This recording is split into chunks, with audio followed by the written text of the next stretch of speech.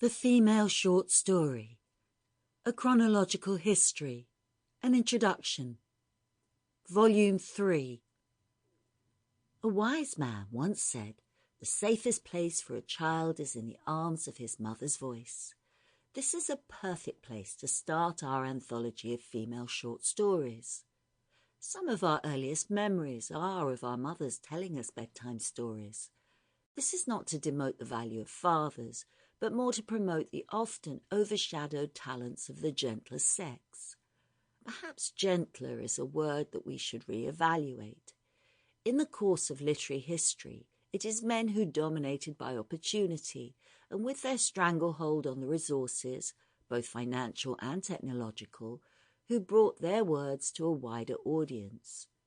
Men often placed women on a pedestal, from where their talented words would not threaten their own. In these stories we begin with the original disruptor and renegade, author Aphra Behn. A peek at her CV shows an astounding capacity and leaves us wondering at just how she did all that. In those less modern days, to be a woman, even ennobled, was to be seen as second class. You literally were chattel and had almost no rights in marriage. As Charlotte Smith famously said, your role as wife was little more than legal prostitute. From such a despicable place, these authors have used their talents and ideas and helped redress that situation. Slowly at first, privately printed, often anonymously or under the cloak of a male pseudonym, their words spread, their stories admired, and usually their roles still obscured from rightful acknowledgement. Aided by more advanced technology, the 1700s began to see a steady stream of female writers, until by the 1900s, mass-market publishing saw short stories by female authors from all the strata of society being avidly read by everyone.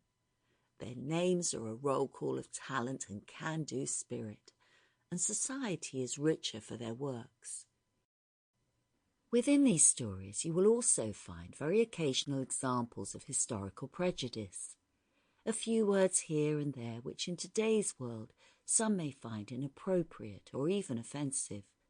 It is not our intention to make anyone feel uncomfortable, but to show that the world, in order to change, must reconcile itself to the actual truth, rather than put it out of sight. Context is everything, both to understand and to illuminate the path forward. The author's words are set. Our reaction to them encourages our change.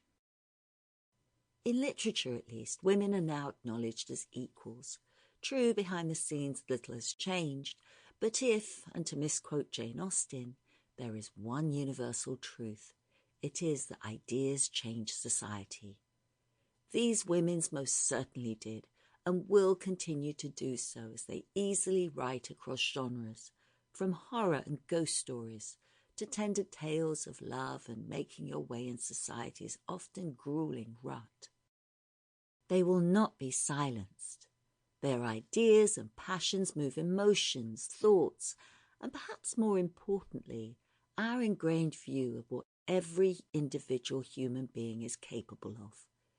It is because of their desire to speak out, their desire to add their talents to the bias around them, that we perhaps live in more enlightened, almost equal times. A Witch's Den by Helena Blavatsky. Our kind host, Shamrao, was very gay during the remaining hours of our visit. He did his best to entertain us and would not hear of our leaving the neighbourhood without having seen its greatest celebrity, its most interesting sight.